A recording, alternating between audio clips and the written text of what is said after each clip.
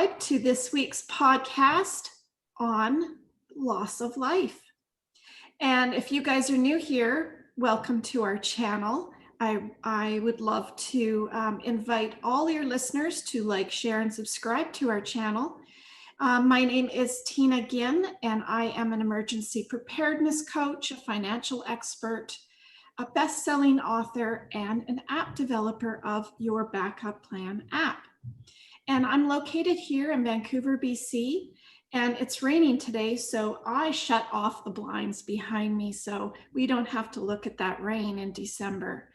So we post step-by-step tutorials, sometimes current events in the news, tips, and tricks from our interviewees, and our weekly interviews and whatever else I feel like posting.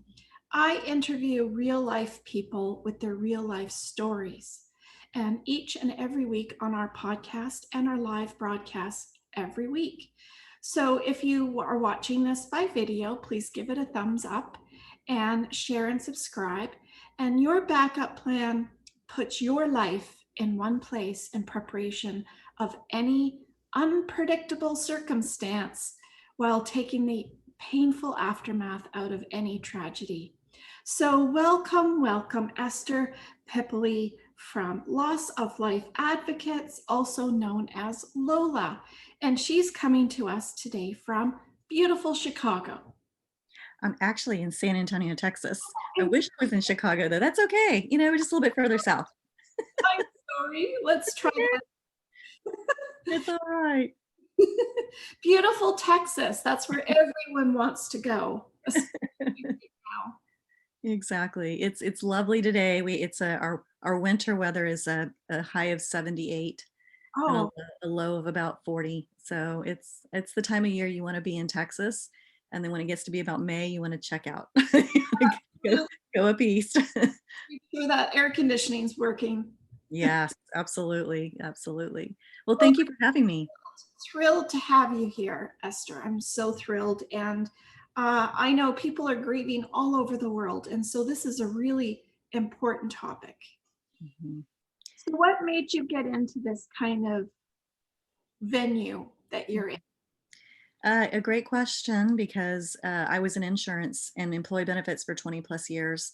I was an account manager and married to my trial lawyer husband for 26 years. And unfortunately, in 2013, my father, let me back up. So 1999, I lost my mother, Dolores, and her name was Lola. So my company's named after my mom, Lola, for Loss of Life Advocates. And in 2013, my dad got C. diff, which is a horrible intestinal infection. And he went from being a professor and being very active with AARP and being very independent to all of a sudden being in a wheelchair. He was in ICU for 21 days, then went down to an LTAC, which is a lower level hospitalization. And then from there, he never walked again. He walked into the emergency room, never walked out. And then he went into assisted living with 24-hour care for the last year of his life. And I was his durable power of attorney. And because my mom had died in 1999, him and I in 2012, he sat down with me and said, okay, we really need to go through my paperwork. I want you to know where everything is. And so he pulled out these paper bags and we started putting things in notebooks. And he was like, I want to make sure you're on the account. I want to make sure everything's updated.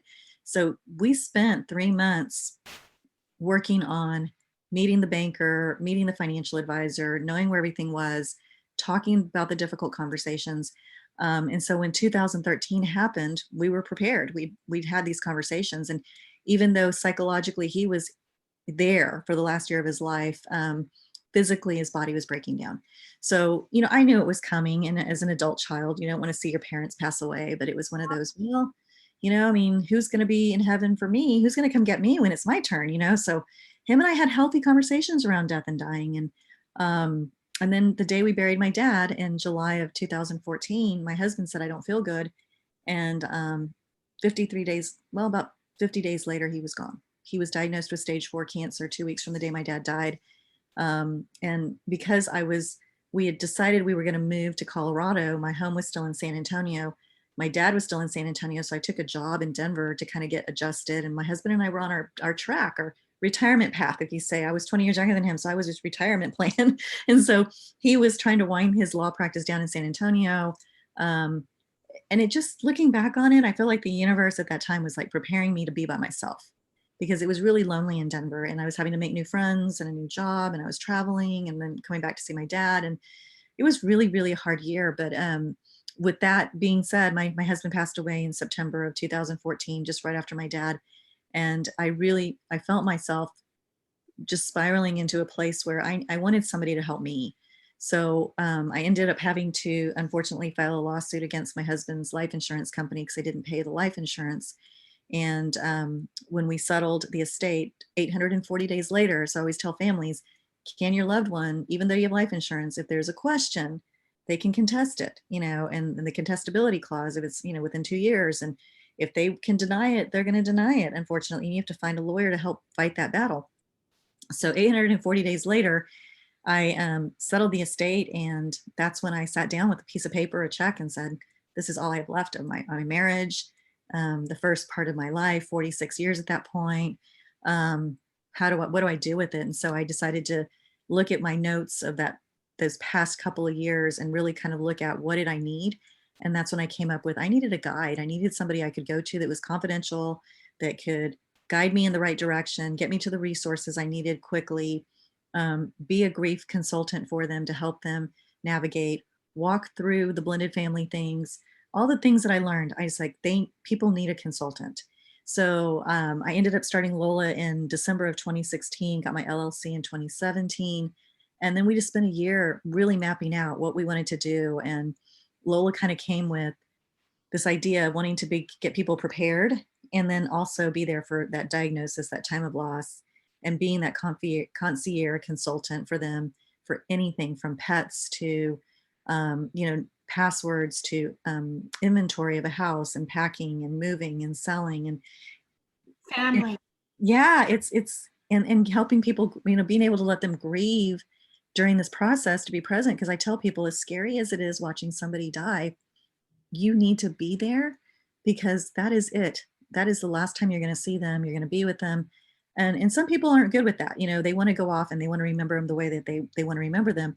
But that time frame you never get back. And Yeah. you have those regrets later of not being able to have said your piece and saying goodbye and saying things are going to be okay, because people that are dying, they're still cognitively there even after their body dies. That there's people that have said that they're still actively listening. So what you're saying is so important. So I really like to tell people, go and let me handle the paperwork, let me call the funeral home, let me negotiate the price, let me make sure you've got everything in order. I'll go walk a cemetery, I'll make phone calls. I don't mind being the advocate, and that's really the advocacy side of loss of life advocates. So starting the company was really kind of a passion that it came out of what happened to me and personal experience. And then as I've grown the company, it's changed in so many different ways. That's So that is unbelievable, unbelievable story of how you were. Why do we have to learn the hard way? You know, right, exactly. put in those trenches Hmm. Absolutely. for a reason. And Yeah. I that's think why the universe was telling me, like, I kept asking myself, what is this? And I'm a Catholic, so raised Catholic.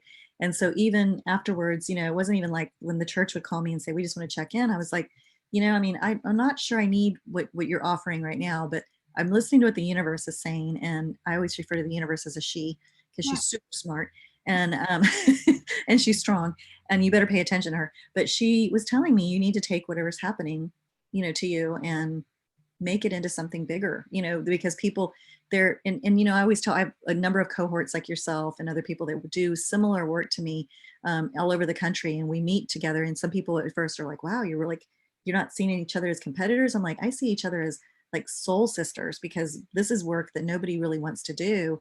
And it is hard when you get that phone call from a family when they've watched a loved one pass away on Zoom, due to COVID, and you're having to help them figure out how to go call their employer and advocate for them and say, I'll take that phone call to tell your employer that probably for the first couple of months, you're not going to want to get on Zoom calls.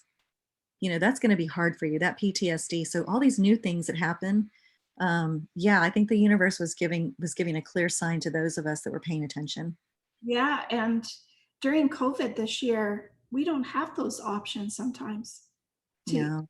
close to the dying one in the hospital. Yeah, there's this whole cohort of people that I talk about, at least a million now. So with every loss, there's 5 people impacted at minimum. So if you take the over 200,000 people and you multiply that times 5, you've got over a million people impacted by the loss of a loved one and from COVID. And and people kind of want to argue with me a little bit, like, well, if you die of a heart attack, they're putting COVID on, and I'm like, it doesn't matter. This is a period of time where families can't hold their hand, can't be there for them. It's not the way it was when my dad and my husband died, where I was able to go view my husband's body, be with him up until the end. I didn't have to be in a gown. I didn't have to have a mask on. I didn't have to worry about COVID and your family.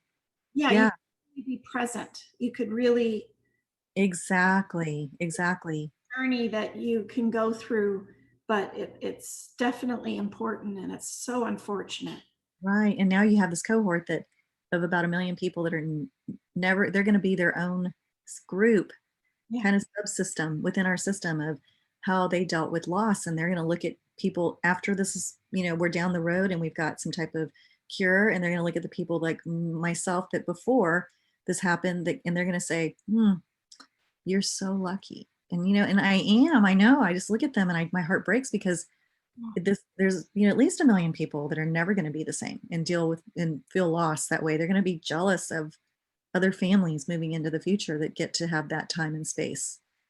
Yes, and there was a grandson on the news yesterday from somewhere in the States that was very, very hurt by his grandmother and grandfather both got COVID, but they were in separate rooms and they were both dying and they Mm. could never even be together to die.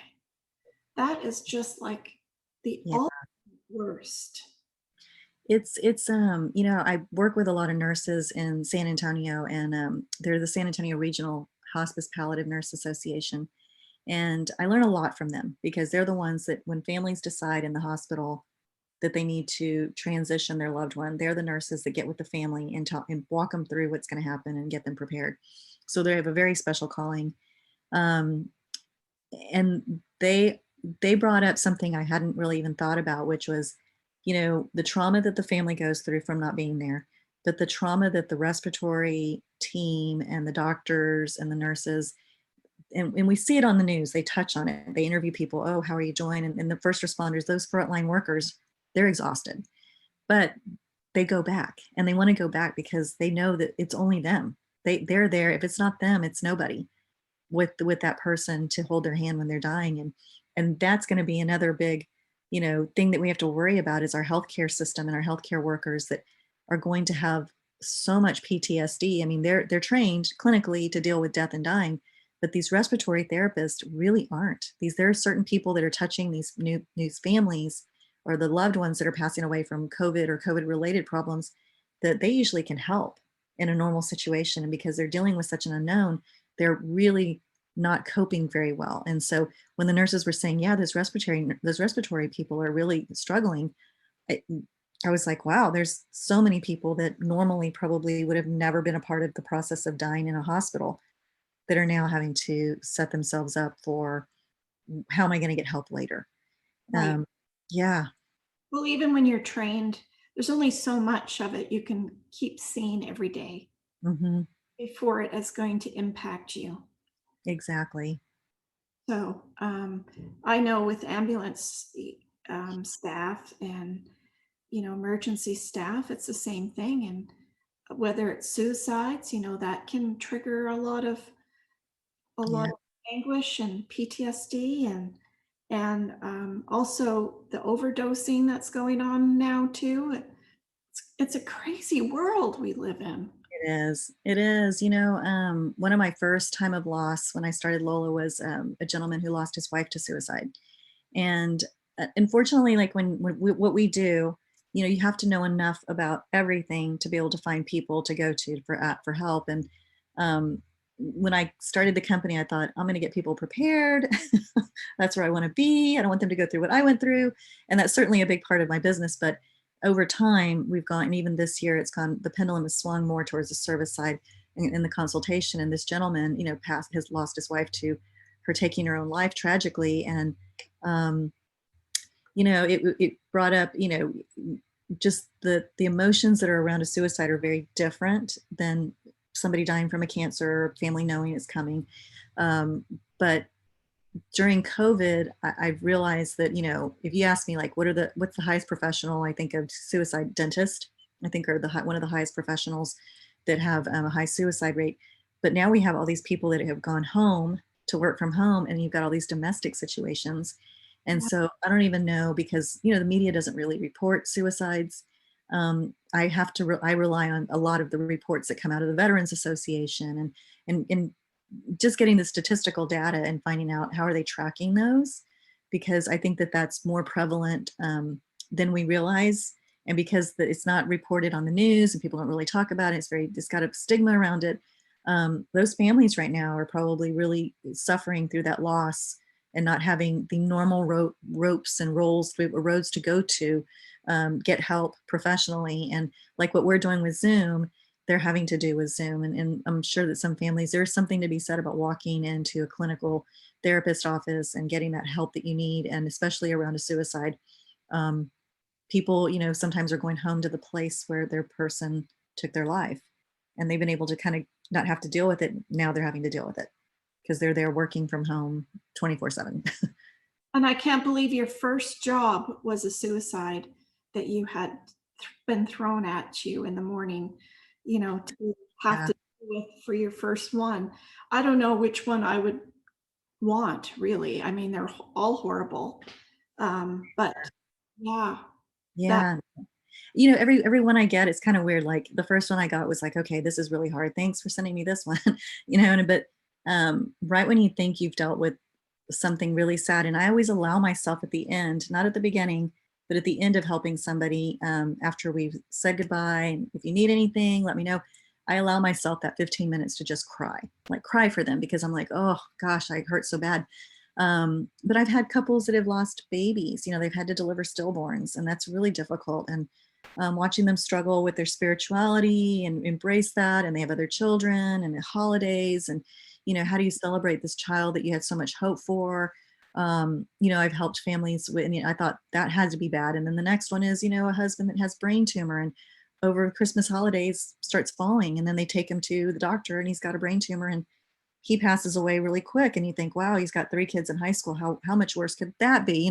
So you start going on, and the lives I've been able to help through working in my company, um, you just kind of think that one next to the other, like you go, wow, they're not all the same. But I will say this year I had a child, a 9-year-old, a friend of my family. His nephew was tragically in a house fire and died. And I just, it was a family pet and him, and it was in up northwest, in Washington State. And I was able to help that family by jumping in the middle.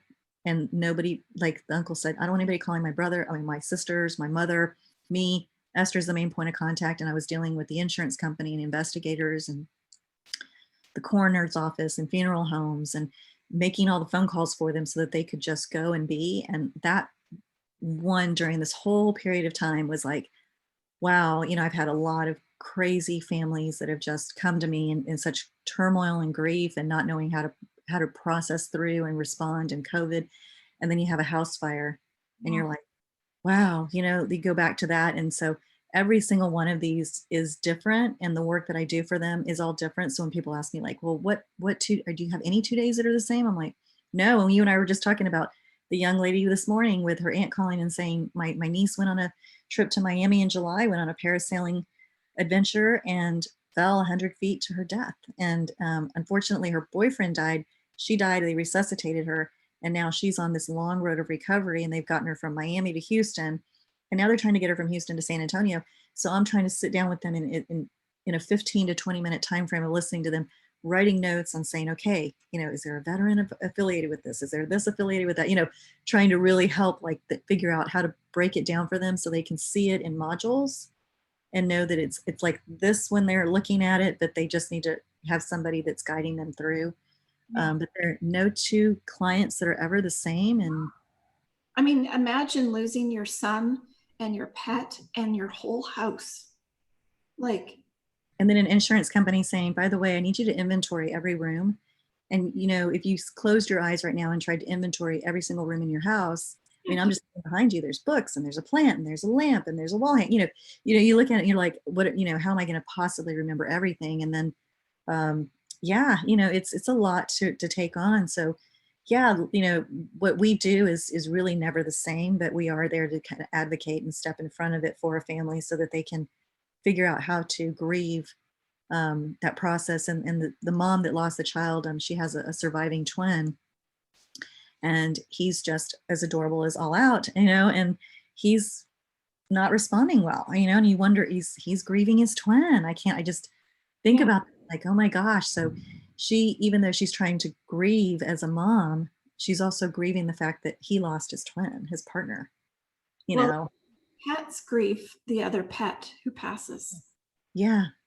It's just the whole thing. And with all of your stories and all of my stories, I can't tell people enough to be prepared, but we all think we're Superman, and I'm not sure why, because no one's going to tell you what's going to happen. Yeah. Those people were never given any signs. They weren't told this is what's going to happen, so get your crap together.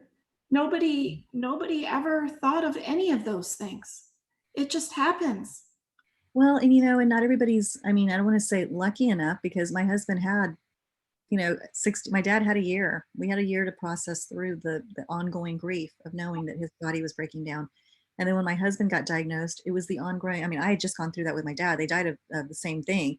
And so I was like, I felt like I was being punked a little, but um, Like, I had that time to kind of process through, like, okay, I know what's going to happen. I know what's coming next. I know what's kind of the next thing.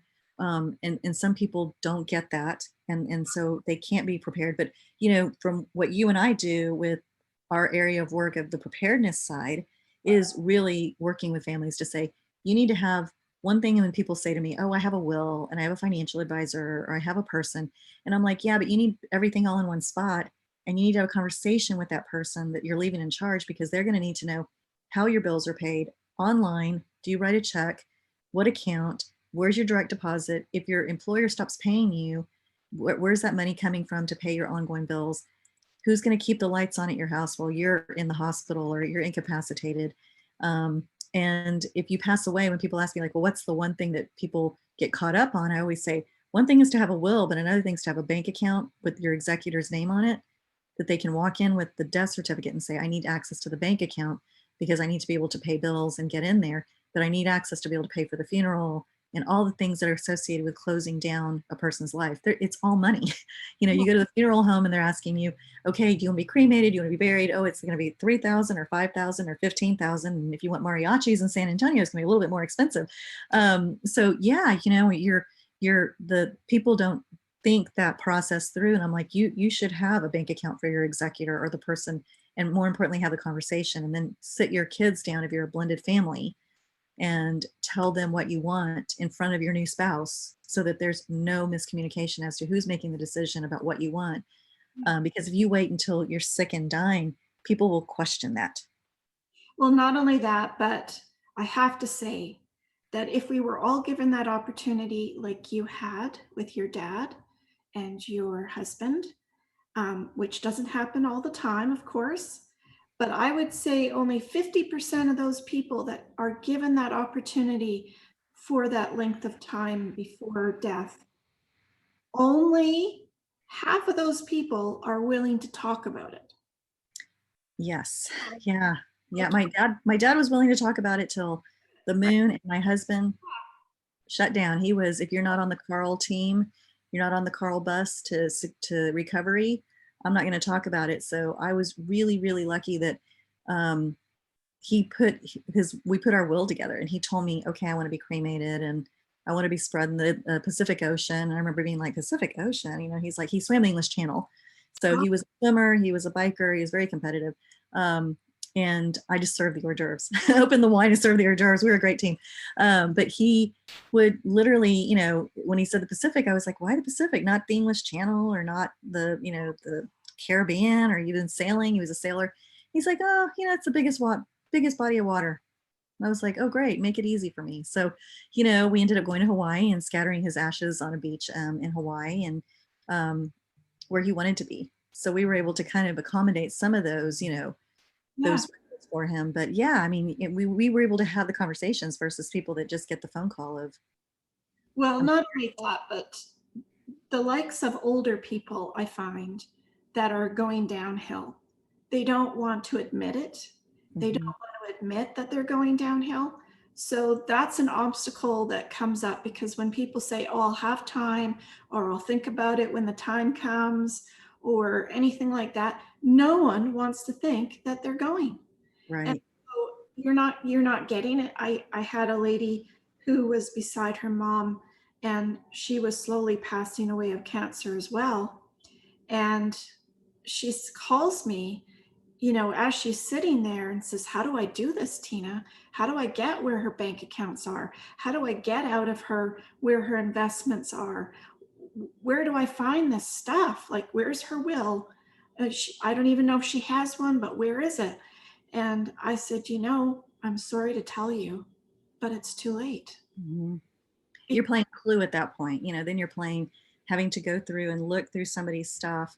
I have a gentleman that called me just yesterday, but we've been talking for a couple of weeks. His dad passed away, and he's blind. The son is blind. He's partially blind, so he can see certain things on certain backgrounds, but he's very angry. And I was like, let's get to the bottom of this anger. I really want to talk about this because he's just very, very angry. He said, well, my dad went in for something. He got COVID, and then it killed him. And so for him, it was COVID and the hospital killed him. Very angry. I can't see. I can't find the will. I can't find. I'm mad because of this. I'm mad because of that. He was Jewish, and they have, I think, a certain amount of time to bury their loved ones in a Jewish cemetery. And so his dad had told him, everything's prepaid. You don't need to worry about it. His dad was a veteran. I get free burial services. So he goes to the funeral home, and it's a very popular funeral home in San Antonio. Has a very good reputation. But his dad paid for a funeral over 30 years ago, and the price of everything's gone up. So they're like, oh, we're going to need another $3,000. So the son puts it on his credit card, and he's mad because this was supposed to be taken care of. And then he's like, well, I need to pay for it. Then because he's Jewish, we can't put him at the Fort Sam Houston in the veterans cemetery because that's 2 weeks really before they can do that. So we'll have to bury him in the Jewish cemetery, but that's going to cost more money. So the son is, he's like, I have no money. I can't see. I don't know where the will is. I need help. And he's asking for help. And I'm having to get with my team and say, okay, this is a gentleman that's going to need some extensive hand holding. Um, who wants to work with him? He's very angry. So my chaplain, Zan Sellers, he's a veteran, and he said, I'm going to go because his dad was a veteran. I can explain to him the why. I can help him through the grief and the anger. But you have these people that come to you and they're just overwhelmed, and I'm like, well, the reason it costs so much to have to bury him was because if you would have waited for Fort Sam, you wouldn't have been able to honor your Jewish heritage and your religion. So at that point you were making a decision based on something of urgency because he had a certain time frame, but yet he's like, well, it cost me money and I should have been able to get it for free. And I'm like, the funeral home they had their hands tied, they couldn't win for losing. But yeah, so everybody, you get these calls and you're like, oh my gosh, you get people from all over the spectrum.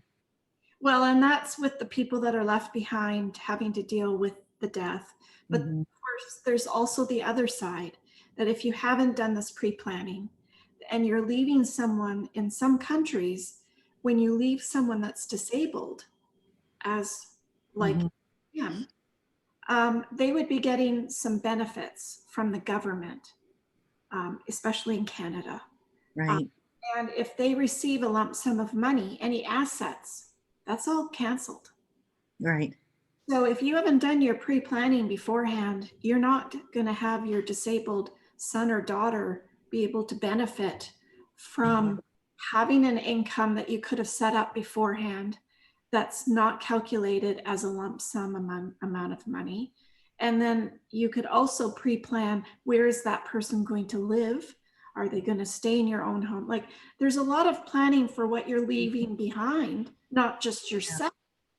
Yeah, and it's finding those professionals to get them um, to help them with that, because I always tell when I'm working with families that have a special needs child, and I'll say to them, you need to get yourself set up, and you need to. I do this with a lot of caregiver coalitions and phone calls and videos. We talk a lot about you're the caregiver, but if you go out and get a prescription, or you're picking up something, or you go to the store and you don't come back to your loved one, who knows where's the handbook, where's the playbook, where's the notebook that says something happens to me, here's my stuff, but here's the playbook for my person, my family member that I'm taking care of. And when we start kind of walking down that road, they start going, oh, you know what, I better think about this, because a lot of times we'll talk about our pets, and I'm like, whenever I go speak, I'll be like, how many of us have pets? Everybody raise their hand. How many of you love them? Oh my God, and how many of you, if you didn't go home today, would somebody know to have access to your place to go in and let your dog or your cat out, feed them, and take them? Like, And who's going to do that? Yeah, speaking of that, we right, also have to need to know where that is. Like, right, anywhere, but usually everyone has their preferred right. that they've been taking them to, because Exactly. they're all kids to a lot of people. They're all their family. Yeah, my I have a corgi, and he's like a human. He's like my child. I mean, he's like a little piece of joy. He talks to me and he protests. And I'm staying with a friend right now. She has two cats, and I'm learning cats, and they're really, it's kind of cool, because I've always never had cats because my husband was allergic to cats. And so now I'm in this relationship with my girlfriend, and she travels a lot, so it works out that we're roommates. But she cracks up. I'm like, yeah, I walked around and both cats were sitting in front of their empty bowls the other night. And I was like, oh, a full on protest. I get it. So I fed them. And she's like, you don't need to feed them. She's like, I'm going to come back and their stomachs are going to be hanging on the ground. You're feeding them too much. And I'm like, well, I just kind of feel like they're hungry. So, but yeah, it is a playbook. I think it's really important that caregivers, families that have special needs children, even adult children, like this gentleman, he's in his 60s. Yeah. So he's been staying with his dad, and his dad was helping take care of him. And now he's like, I can't see. And then all these life insurance companies are calling me to fill out these forms. And I'm like, I'm blind. Like, what part of that don't you understand? Well, So, what is the picture going to look like? Where do I live? Where mm, do they get an income from? How's their world going to change? And yeah. what the parent really wanted? Hmm. All of those things. But and of course, I always say to people, do you have your will done? And it's usually, before the kids are age 20. Most of them all say, well, no, because I couldn't figure out who I wanted my kids to go with. Just pick somebody. Yeah. Anybody. Because they can actually tell the court, no, I don't want, I don't want to do this, but the court can help them navigate where they go. I mean, it's like, and it's so true. I have a friend that I asked him, I was like, when was the last time you got your will done? And he's like, oh, it's been, well, my kids were little. Mhm. And the people that we left for them for guardianship, or we're no longer friends with. Like, we don't hang out with them anymore. And I'm like, well, it sounds to me like you and your wife travel quite a bit together on the same plane. So if something happens to you, you better have your will updated. And so I always tell them, lawyers are willing to look at that paperwork for free, and then they'll give you some advice on what you need to do. So I sold my house this year. I sold my biggest asset. I decided I wanted to be untethered to anything for a while. And people ask me, like, don't you feel like you're giving up an asset? And I was like, in my will, that was the only asset. So my kids, now it just comes down to my personal belongings, my emotional assets that I'm leaving them. And that's hard enough. So I mean, it's having that will to dictate where things go and who gets what is so important, because if you don't leave that piece of paper, then I mean, there's so many families that call me and they're like, my husband died, he didn't have a will, he had a business, we don't know what to do. And I'm like, was he previously married? Yes. Did he have children? Yes. Okay. Well, then the bad news is that you need to go to a lawyer, but they're going to probably tell you that in the state of Texas, half goes to you and half goes to them. So it becomes a mess. And, my stepson, my late husband's son, actually died by suicide 2 years ago. Oh, He had a home and he didn't have a will. And so he was estranged from his wife. And sure enough, he passes away. And because they hadn't gotten divorced, The house that he had bought and purchased, half of, they sold it, and half of the proceeds went to her, and half of the proceeds went to his living siblings, because both of his parents had passed away, and he didn't have any children. So, you know, people don't realize what they're leaving people with as far as a mess. And the real winners are the attorneys. They're the ones that say, okay, well, it's going to cost you $3,500 to probate this, or for me to represent you. And I'm like, if you just would have had a will, this could have been made a little bit more simpler. Yes, and there's so many other parts of like your backup plan as well in the app that isn't just wills, because that's what everyone says. Are you prepared? Yeah, I have a will. Well, that's not everything. There's 12 categories in the app, and that's only one of them. That's awesome. Yeah, So, really excited at LOLA to be working with you, to help so many families get prepared, because I'm kind of in that scenario of, we have forms, but you have an app, and by working together, we can help families one way or the other get prepared and get them to the right resources that they need to get their affairs in order. And it's only too late if somebody dies. So I mean, it's right now is a good time, especially with the holidays. You're gonna be zooming with your family, and it's a good conversation to have with, hey, but dad, mom, by the way, we're not with each other, but I mean, if something happens to you and you go in the hospital, like what's the plan? Like who's your medical power of attorney, and who's paying your bills, and um, what do you want? And yeah, I mean, I look at El Paso, Texas, and I don't know if you watched the news the last couple of weeks, but they've had a really high spike in COVID, and they've had refrigerated trucks pulling up 18-wheelers to put the bodies in that are people passing away. And I thought, oh, New York I too. really hope, I really hope they're prepared, like their families have the paperwork to get through this fast so they can grieve. Well, on a happier note of all of this, in your backup plan blueprint that I'm busy creating, the last category is the fun category, and that's being prepared, but putting a treasure box together. Oh, cool. Maybe you write poetry, or you write songs, or you write stories, or maybe you sing or play music, or maybe you just want to put your handwriting down so that they can see what grandma's handwriting look like. Mm, Or maybe she was good at sewing, so she's gonna, or knit, or she's going to put some favorite crocheted or knit items in that treasure box, or all of these fun things that you can actually leave a legacy behind, yes. as Yeah. small as that sounds. But it just helps guide you through that process of creating that.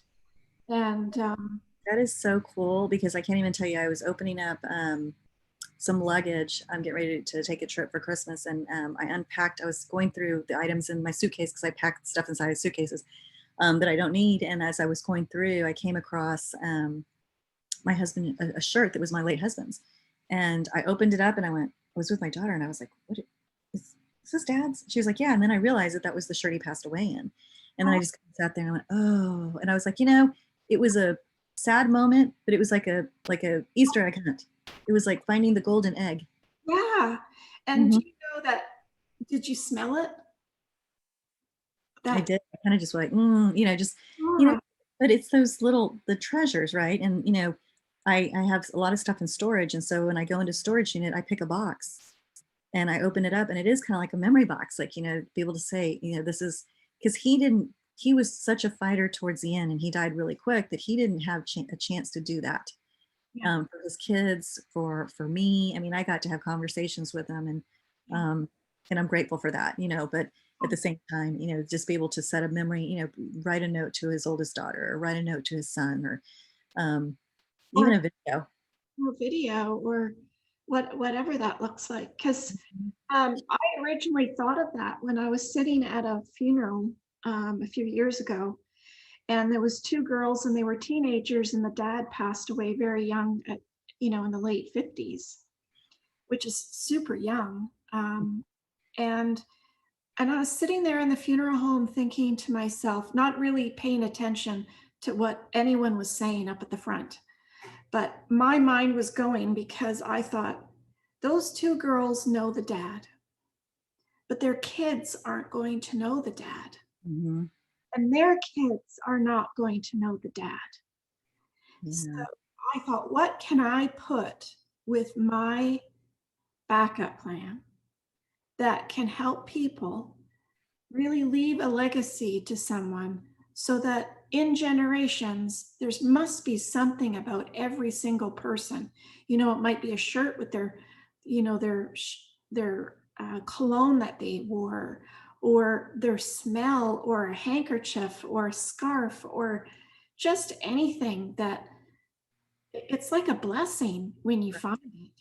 It is. It really is. It was like kind of a like it took me aback because the first emotion was tears, and then it was that joy of like, man, my husband. When people ask me like, "Do you miss Carl?" I'm like, "Well, yeah, I miss Carl, but let me explain something to you about Carl. Like, he didn't take the trash can out. I took the trash can out, and I took the trash can in. Like, he was like, "Oh, I hurt my back about a week back, and I can't do it." Like, he was Mister like, "Oh, the light bulb's out. Can you hire somebody to do that? Oh, there's a leak. Oh no, I don't want." He was just one of those like, so I was like, I kind of did it all. So I mean, I miss him, but I'm still doing the same work. He was a lot of fun in the sense of he loved to live life. So I miss that part of him. But I'm like, oh yeah, but the memory box and that whole thing is, well, that's going to be such a great treasure for people to be able to build that around, for their grandchildren and for, I had a family that I was helping a year ago with their mom that died, and all the kids were in their late 60s, and their mom had lived into her 90s. And she had a beautiful home. She had china and silver and all these things. And all I kept thinking was, they kept saying, yeah, we can just sell it in the estate sale. And I was like, do you not want to save this for your grandson? Like, to be able to give to him is like, hey, you don't have to pick china for your wedding. Yeah. Here's your great grandmother's china, that type of thing. And they just couldn't kind of see forward to that. So it's a treasure box going to be amazing. Yes. And to think, when you think about your own legacy, what do I want to leave behind? So my grandchildren and their grandchildren and their grandchildren remember me Hmm. or know of me, because I'm starting to go back with my parents and their their parents and their grandparents, and I'm like, nobody even remembers who the heck they are. That's so sad. Well, you get those pictures too. Like, you find the black and whites and you're like, who are these people? And Yeah. names on the back, and so you have to get, yeah, genealogy, but that only gets you so far. With people, you have to know somebody to know somebody to know somebody, which I haven't done any of that, which is kind of interesting. I have an aunt, my dad's cousin on his side, that was collecting all of that for my dad's family. Um, and she would come in and say, okay, I need to know what your family, who's your family? And I'm like, oh, well, it's just me. And you just think of it like, oh, it's just me and Carl. And, Carl had two kids over here. And then, oh, and his mom was, she was from Hungary. And you start piecing it together, and she's like doing the pieces, but then she goes off. And you're like, hey, where's that information? Kind of need to have it for my kids. Yeah, because it's long gone. And I've just noticed that after, with my mom's side of the family, where cousins and things like that are contacting me now saying, is this how they grandparents met? Can you Mm. ask your mom, because there's only three of them left of Mhm. 13. So Wow. it's these kinds of things that, you might think that you're prepared for, but hey, it can always get better. And that's what we're all about. I think both of us are always, there's no story the same, there's no situation the same, um, there's no preparedness the same, because everybody thinks that they're prepared and they're really not. Right. And it's also like, because of what you do and what I do, and there's other people around the country that do similar work to us. I always say, there's nothing wrong with just coming to me and saying, well, here's what I have. Can you show me what's missing? And then usually I can go to somebody and say, well, you've got a will and you've got this, but who knows about where all this is? Like, Yeah. who know? And they'll be like, oh, I'm missing that, or I'm missing this, because I've done a number of calls with older families where the parents are like, well, I think we have everything in order, but can you just help us go through so we can identify? So a lot of times I'll pull my forms up on a Zoom call and say, okay, well, here's what mine are in 4 sections, but it's just like, here's your personal information. Like, if you go to the hospital, who do you want to show up and who do you not want to show up, and who's taking down your social media so nobody posts on your wall or says something, because you don't, it's a small thing, and when somebody gets sick, it's a family thing, you don't want everybody to know. And so they go, oh yeah, I didn't think about that, and so we start working with them, so us as professionals guiding these families through that part of the process is well worth it for any family to come and say, I think I'm prepared, but us saying, well, let's see, let me look at it. Prepared for death is one thing, but being prepared for something where you're still living is another. I Absolutely. think that's what we're all about, is for whatever circumstance. The wildfires have started again, and we have COVID, and there's hurricanes, and it never ends. It just It never. really is. It With really is. your whole house and everybody's survived, great. But how do you put that puzzle back together from Right. the whole house? And it's all about a recovery sometimes. Hmm. How do you support someone emotionally in the hospital, trying to get them better, when you have all these other frustrations and worries about where their stuff is? Right. Hmm. You can't be emotionally there for that. Right. If you're worried about the other stuff, Yeah. you're having to worry about, like, CPS or electrical companies calling and saying, "Hey, this electrical is going to be cut off." I had some boys that their mom passed away, and the aunt called and she said, "We, all my brothers and sisters and I broke down all the things, and my sister called up the electrical," and I went, "Oh," and the water company. I went, and she said, "What?" And I said, "No, you don't call them, because then they're going to ask who's taking over the bill, and they're going to want payment." And sure enough, the boys came home, and at 10 o'clock at night, the No. electricity was cut off. And the aunt called me and she said, "Oh my God." I was like, "Had you just called me yesterday, I would. The first thing you do is don't. People want to rush through that process of shutting things down." And I'm the biggest. I made a lot of mistakes. My husband's malpractice insurance. I shut everything off for his business. I was like, okay, cut, cut, cut, cut, because I couldn't afford to keep it going. And then we had a client that filed a lawsuit against my husband for malpractice. And I was like, okay, first of all, my husband's dead. All right. The second of all, as an executor, I was like, now I need to know what I need to do. And the probate attorney said, well, did you keep the malpractice insurance? And I was thinking, it was so inexpensive.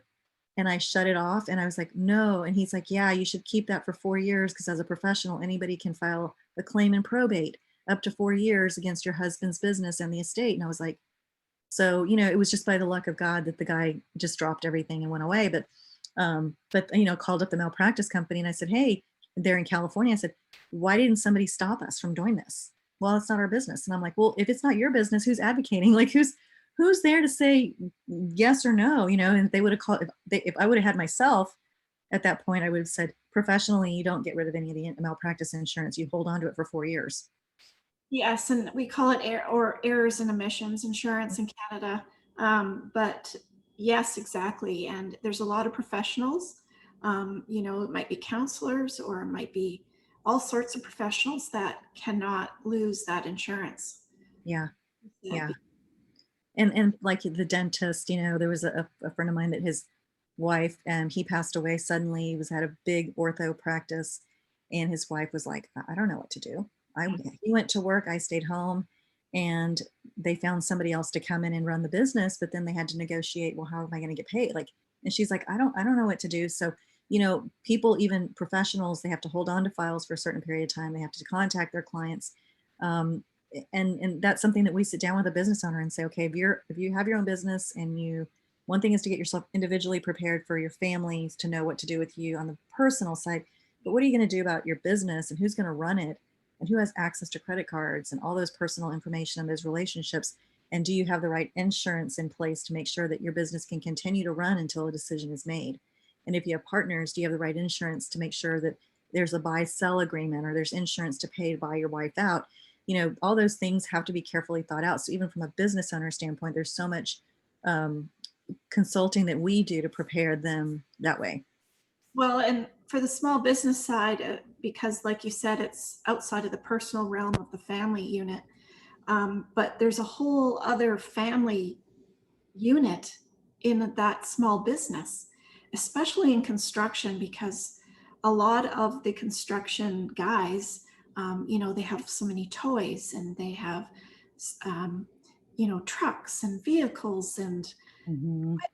and all of this stuff. Now, what is left with all of that when the person's gone? Right. Yeah.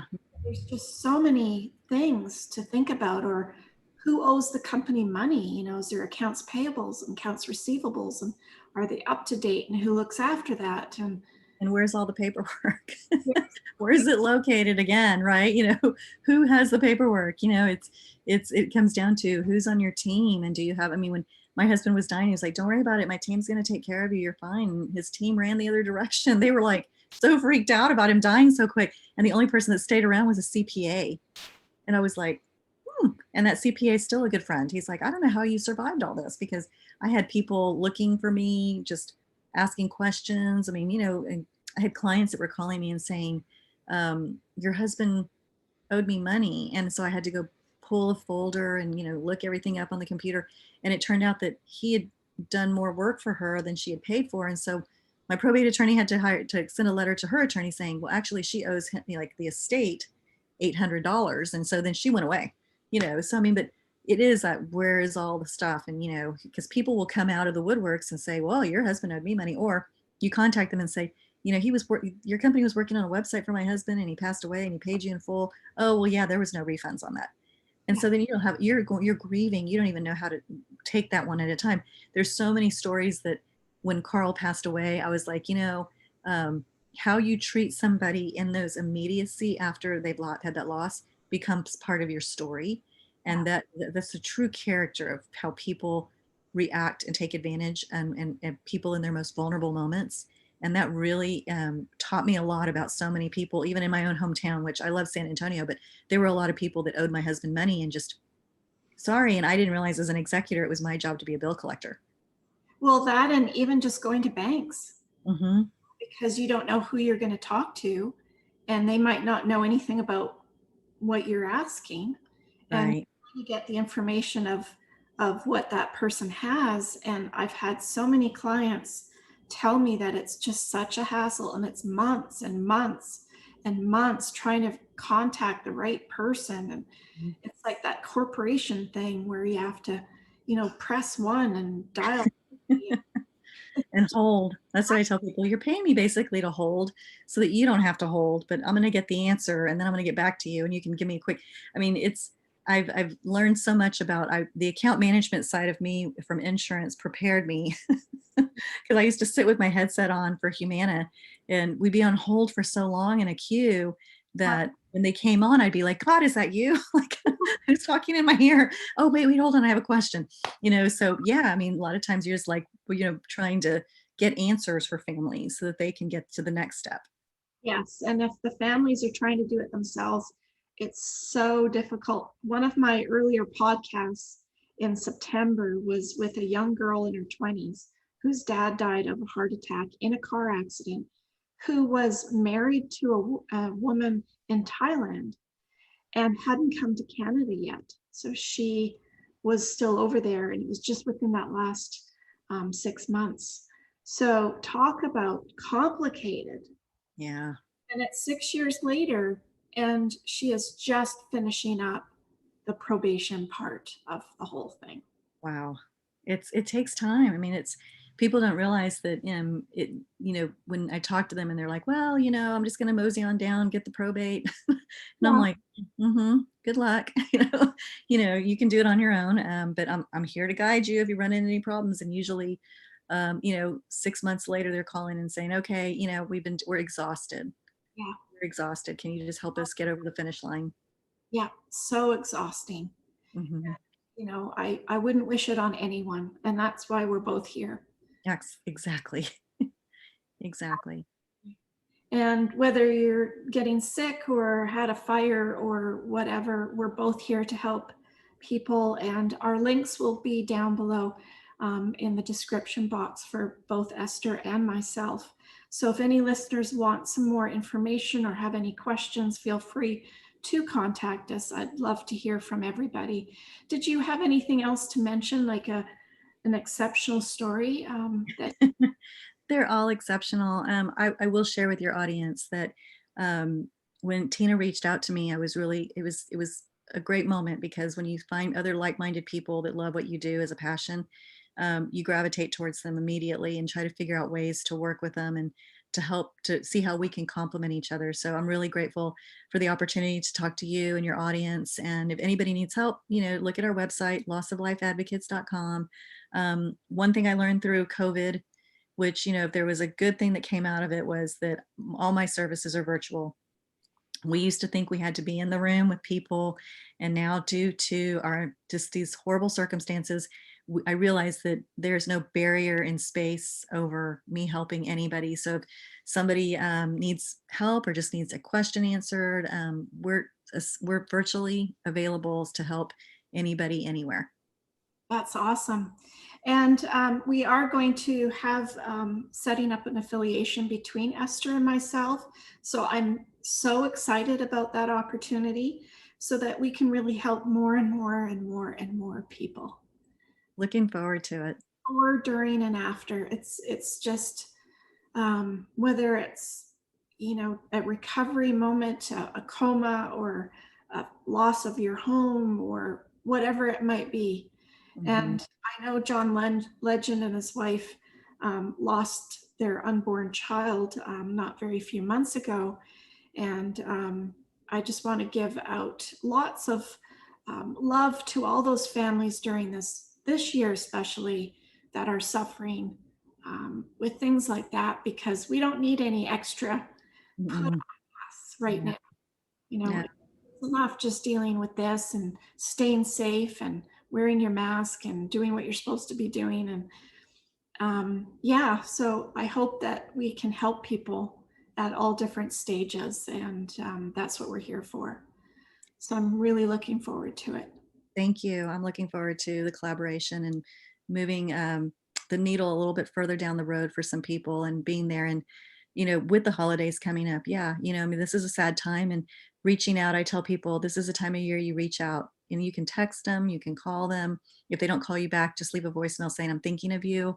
If you need something, if you just need a quiet person to watch TV with you, with a mask on, if you just want me to come and drop something off at their doorstep, a note. Mail is great right now. I think people I look forward to my mailman when he comes, because I really look forward to people writing letters again and getting back to those old fashioned gifts that we can give each other. So to all those families out there, and especially, the Legend family, they did such a beautiful job of showing us how to grieve. Yes. And you wonder how people can get through it, but it's support. It's Mm. definitely support.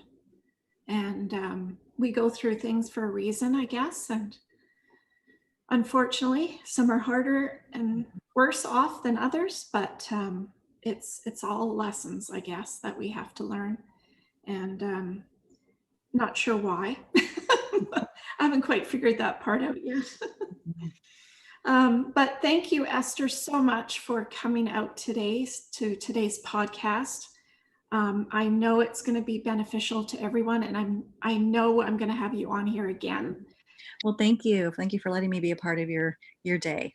Oh, absolutely. And I'm so excited to get further into this with you and really enjoy our moments that we can help other people. Absolutely. So thank you everyone for coming out and listening to our podcast today.